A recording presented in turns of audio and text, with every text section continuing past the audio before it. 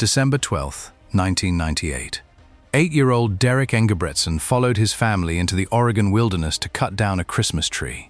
A few minutes later, he vanished. Not after hours, not after dark. Within minutes. One moment, the boy everyone called Bear Boy was somewhere among the trees. The next, nobody could find him. His family called out his name. Nothing. They searched the snow. Nothing. They searched the woods. Still nothing. What followed was one of the largest searches in the region's history. Hundreds of volunteers, tracking dogs, aircraft, experienced outdoorsmen. Yet Derrick was never found. And that's what makes this case so unsettling. Because this wasn't a toddler wandering away unnoticed. Derrick was 8 years old. He loved the outdoors. He knew these woods better than most children his age. So how does a child disappear in broad daylight while surrounded by family and leave behind almost no answers? This is the disappearance of Derrick Engebretson. Long before search helicopters filled the skies above southern Oregon, Derrick Engebretson was simply a boy who felt more at home in the woods than anywhere else. His family called him Bear Boy. The nickname wasn't a joke. It was who he was. Derrick grew up in Bonanza, Oregon, surrounded by forests, mountains, and miles of open wilderness. For many children, the outdoors was a place to visit. For Derrick, it was part of everyday life. His mother, Lori, often took him into the mountains when he was still a baby, carrying him on hunting trips long before he was old enough to walk the trails himself. As he grew older, the woods became his playground, then his classroom, then something that felt almost like a second home. By the time he was 8 years old, Derrick already knew more about the outdoors than many adults. He loved tracking animals, hunting mushrooms, following deer trails, learning everything he could about black bears, mountain lions, and the wildlife that lived in the Oregon backcountry. When he wasn't outside, he was usually watching programs about animals and nature. And even then, he was probably thinking about being back in the woods. Friends and family described him as energetic, adventurous, and constantly on the move. The kind of kid who never seemed to run out of curiosity. One day it was baseball, the next it was basketball, then football, then something else. Derrick wanted to try everything, experience everything, explore everything. And unlike many children his age, he wasn't intimidated by the wilderness. In fact, he seemed drawn to it. His father, Robert, often joked that keeping Derrick indoors was nearly impossible. The only reliable way to find him inside the house was after dark. That's why nobody thought much about Derrick roaming through the forest. He had spent years learning those mountains, years building confidence in places that made other people uncomfortable. To his family, he wasn't a child who got lost. He was the child who helped other people find their way. As Christmas approached in December 1998, the Engebretsons prepared for another family tradition, a trip into the Winema National Forest to cut down a Christmas tree. They had done it before. The area was familiar. The woods were familiar. And if there was one place where nobody expected something to go wrong, it was there. December 5th, 1998, began as a family tradition. Just after 2 o'clock that afternoon, Robert Engebretson, his father Bob, and 8-year-old Derrick drove into the Winema National Forest to cut down a Christmas tree. They had done it before. The area was familiar. Nothing about the trip seemed unusual. After parking near Pelican Butte, the three of them headed into the woods. Only about 150 yards from the road, Robert walked ahead. Derrick and his grandfather followed behind. Snow covered the ground, leaving a clear trail of footprints through the trees. As they walked, Derrick kept asking the same question. "Can I go catch, Dad?" At first, Bob hesitated. Then he gave in. Derrick was excited, restless, ready to move, so Bob told him to follow the tracks. The boy took off through the snow, a small hatchet swinging at his side, and within seconds, he disappeared between the trees. Bob wasn't worried. He assumed Derrick would catch up to his father. Robert wasn't worried either. He assumed Derrick was still with his grandfather. For a short time, both men believed the boy was with the other. Then, sometime around 3 o'clock, they crossed paths again and immediately realized something was wrong. Derrick wasn't with either of them. At first, the reaction was confusion, then concern, then panic. They began calling his name, searching the nearby woods, following tracks through the snow, waiting for an answer, a voice, a laugh, anything. Nothing came back. As the minutes passed, conditions began changing. The snowfall grew heavier, visibility worsened. The forest became quieter, more difficult to search, more difficult to read. Some signs suggested Derrick had been in the area after leaving his grandfather, but none of them explained where he went next, and none of them led to the boy. By late afternoon, the situation had become an emergency. At approximately 4:13 p.m., the family flagged down a passing driver and asked for help. The search for Derrick Engebretson had officially begun. As darkness approached, word spread quickly through Klamath County. Law enforcement was notified. Volunteers began mobilizing. People who knew the mountains started preparing to head into the storm. Everyone believed the same thing. An experienced 8-year-old outdoorsman had gone missing in the snow. The sooner they found him, the better his chances. But with every falling snowflake, the forest was becoming harder to read. And before the night was over, one missing child would trigger one of the largest search operations Oregon had ever seen. By nightfall, Pelican Butte had become a race against time. An 8-year-old boy was missing. A winter storm was moving in, and every passing hour reduced the chances of finding him alive. Search teams began arriving almost immediately. Sheriff's deputies, volunteers, experienced hunters, people who knew the mountains, people who didn't. Anyone willing to step into the snow and help bring Derrick home. As darkness settled over the forest, flashlights cut through the trees in every direction. Voices echoed across the slopes. "Derrick! Derrick! Again!" And again. And again. Nothing answered. By the following day, the search had grown dramatically. Tracking dogs were deployed. Aircraft scanned the mountains from above. Searchers moved through deep snow, following every possible lead, every possible track, every possibility that an 8-year-old boy might still be out there waiting to be found. Then, investigators began discovering things that only made the mystery harder to understand. Searchers located signs suggesting Derrick had been in the area after leaving his grandfather. But none of those signs pointed in a clear direction. A crude shelter made from branches was found in the woods. The kind of thing that immediately catches an investigator's attention. Was it connected to Derrick? Or had it been there long before he disappeared? No one could say. The dogs offered little help. Despite repeated efforts, they failed to establish a reliable trail. For investigators, that was deeply frustrating. A child had vanished in fresh snow, yet the forest seemed unwilling to reveal where he had gone. Then came more discoveries. A school bookmark, a candy wrapper, several small drops of blood found miles from where Derrick was last seen. Each item generated excitement. Each item raised new questions, and each time investigators followed the trail. It led nowhere. Nothing could be definitively connected to Derrick. Nothing explained what happened after he disappeared into the trees. As the days passed, the search continued growing. Hundreds of volunteers joined the effort. Thousands of acres were examined. Aircraft made repeated flights over the mountains. Searchers pushed through conditions most people would never willingly enter. Still no Derrick. The family refused to leave.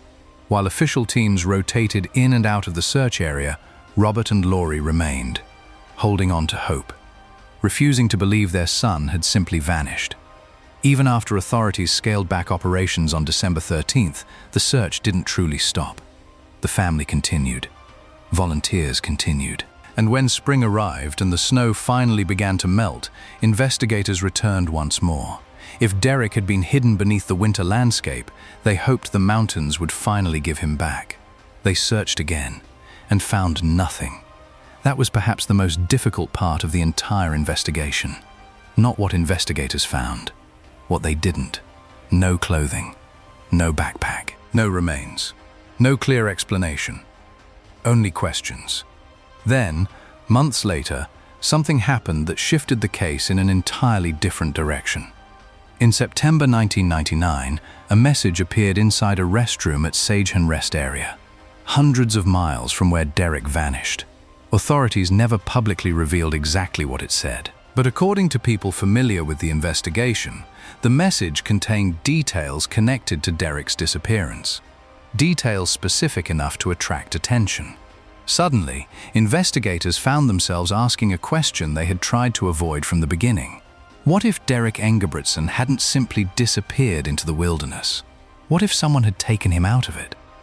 For nearly a year after Derrick disappeared, investigators found themselves trapped between two possibilities.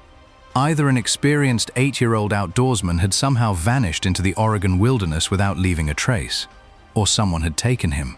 Then came the message. In September 1999, writing discovered inside a restroom at Sagehen Rest area caught investigators' attention. Authorities never publicly revealed exactly what it said. What became known, however, was that the message appeared to contain details connected to Derrick's disappearance. Details that weren't easy to dismiss. Almost immediately, new questions emerged. Who wrote it? How did they know those details? And were they describing a crime, or simply taking advantage of a tragedy that had already captured public attention? No one knew. But from that point forward, investigators began taking the possibility of abduction much more seriously. Witnesses who had previously seemed unimportant suddenly became relevant again. A report involving a black two-door Honda. A man asking unusual questions in the area. Another witness who remembered seeing what appeared to be a man struggling with a young boy in the snow. At the time, the witness assumed it was a father dealing with an upset child. Years later, that memory felt very different. None of it proved anything. But together, the reports painted a picture investigators could no longer ignore. Then the case took another turn. A name surfaced. Frank James Milligan. By that point, Milligan was already serving a lengthy prison sentence for horrific crimes against a 10-year-old boy. The similarities immediately attracted attention, and before long, detectives learned something even more troubling. Another inmate claimed Milligan had spoken about Derrick, not vaguely, specifically. According to the inmate, Milligan described involvement in the boy's disappearance. For investigators, it was the first time in years that the case seemed to be moving toward a real answer. Then something extraordinary happened. Milligan agreed to talk. At first, he appeared willing to cooperate. He provided information. He discussed locations. Eventually, he even agreed to help investigators search for a burial site. Think about that. Imagine being Derrick's parents. After years of uncertainty, years of searching, years of wondering, suddenly a convicted child predator is leading police toward a location where your son might be found. For the first time in a very long time, hope and dread were occupying the same space. Search teams arrived. The ground was examined. Investigators waited. Nothing. No remains. No evidence. No Derrick. And then, just as quickly as the case seemed to be moving forward, everything collapsed. Milligan changed his story. He denied key parts of what he had said. He distanced himself from the claims. What had looked like a breakthrough suddenly became another dead end. To this day, Frank Milligan remains one of the most discussed figures in the case. And it's easy to understand why. Some people believe the explanation is obvious. A convicted child predator, a confession, a search for a burial site. What more do you need? Others see the same facts and reach a very different conclusion. If Milligan truly knew what happened to Derrick, why couldn't investigators verify any of it? Why was nothing recovered? Why did every road that seemed promising eventually circle back to uncertainty? And perhaps most importantly, how much of what Milligan said was truth? Because prison informants lie, attention seekers lie, predators lie, sometimes for advantage, sometimes for entertainment, sometimes for reasons that make no sense at all. So here's the question. Did investigators come face to face with the man responsible for Derrick Engebretson's disappearance? Or did they spend years chasing a suspect who understood exactly how to manipulate desperate people looking for answers? The difference between those two possibilities is enormous. And after all these years, nobody can say for certain which one is true. After years of investigations, searches, interviews, and dead ends, one uncomfortable fact remains. Nobody knows what happened to Derrick Engebretson. And that's because every explanation seems to solve one part of the mystery while creating another. Take the simplest theory. Derrick got lost. At first glance, it makes sense. An 8-year-old boy disappears during a snowstorm in a vast wilderness. People get lost in forests every year. People underestimate nature every year. But here's the problem. Derrick wasn't just any child. He wasn't visiting the woods for the first time. He wasn't unfamiliar with snow, or mountains, or survival. The wilderness wasn't foreign territory. It was part of his everyday life. And despite one of the largest search efforts in Oregon history, not a single piece of clothing was ever recovered. No boot, no glove, no hat, nothing. Could the forest hide a child? Absolutely. Could it hide every trace of him forever? That's where the debate begins. Then there's the animal attack theory. Mountain lions existed in the region. Black bears lived there too. To some people, that sounds like the most logical answer, until they look closer. Predator attacks leave evidence: disturbed ground, clothing, hair, blood, bone fragments, something. In Derrick's case, investigators never found anything that clearly pointed in that direction. And without physical evidence, the theory remains exactly that, a theory. Which brings us to the possibility that has haunted this case for decades. What if Derrick never stayed in the forest long enough to become lost? What if someone encountered him first? For many people, this explanation solves the biggest problem in the case. It explains why such an extensive search produced so little. It explains why years of searching failed to recover definitive evidence. It even explains why investigators eventually shifted their attention away from a simple wilderness accident. But this theory has its own weakness: proof. The one thing every major theory desperately needs. No verified witness ever saw Derrick being taken. No vehicle was connected to the disappearance. No forensic evidence established that a kidnapping occurred. The theory feels possible, perhaps even plausible. Yet it remains frustratingly incomplete. And that's what makes this case so difficult. Every road seems to end the same way. Questions. Questions about the weather. Questions about the evidence. Questions about the timing. Questions about whether investigators spent years looking in the wrong direction. Maybe Derrick became lost. Maybe he was taken. Maybe the truth is something no one has considered. Because nearly 3 decades later, one fact continues to stand above everything else. The Oregon wilderness never gave Derrick Engebretson back. And until it does, every explanation remains unfinished. Every theory remains imperfect.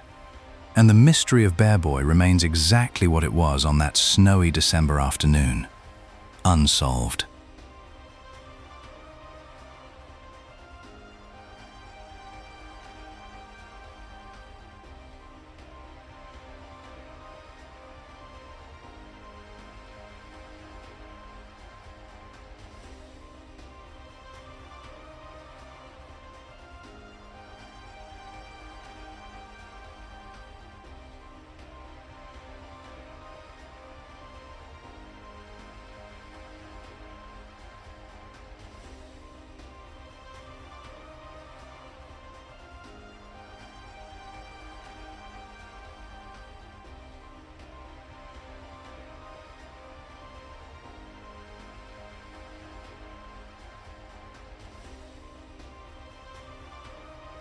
I'm going to be talking about this 20 years from now. And if you do, it's because it's a success story. All the clues and evidence in the search for Derrick Engebretson have been dead ends the past 20 years, including a confession from convicted sex offender Frank Milligan that was later recanted. Detectives have received tips from as far away as San Francisco and as recently as last year.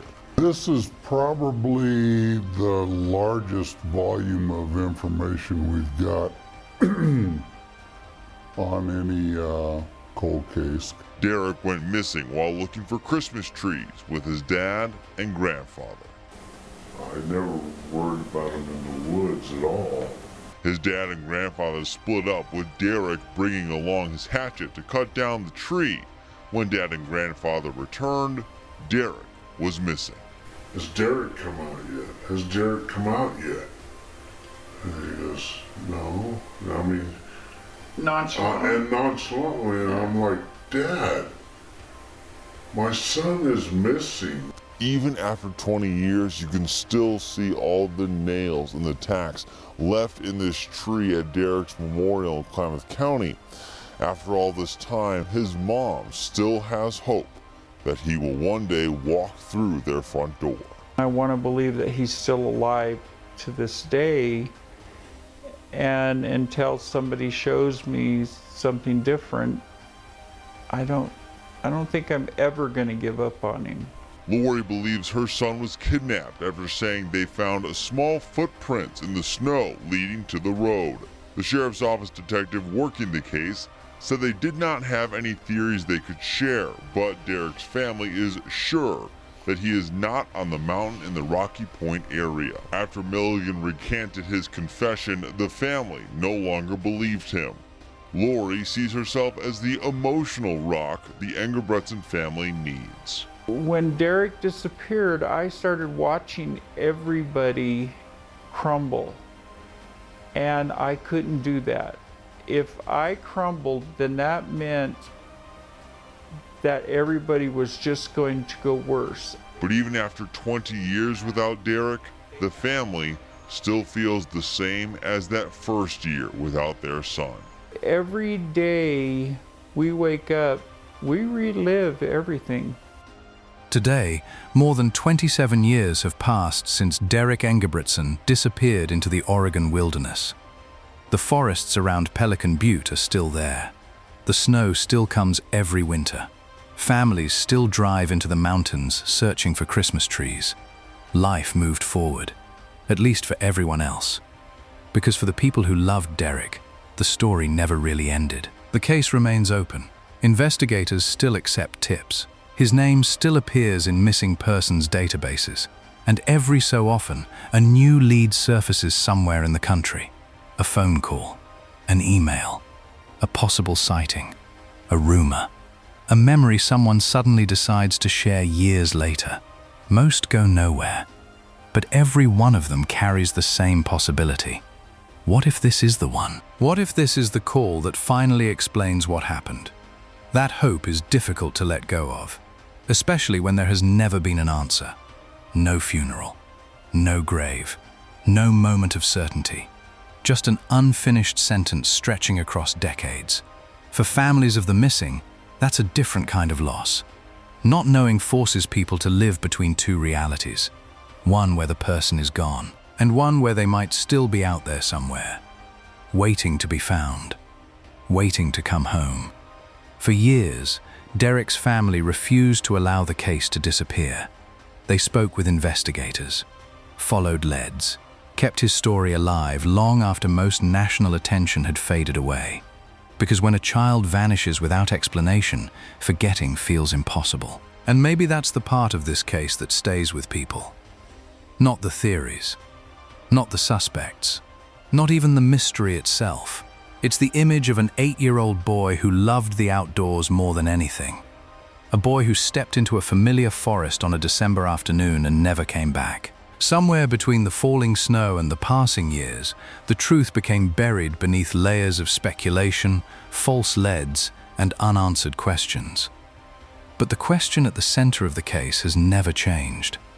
Where is Derrick Engebretson? And until someone can answer that question, the story remains unfinished. If you believe one of the theories explains what happened, let us know in the comments. Was Derrick lost to the wilderness? Was he taken by someone who was never identified?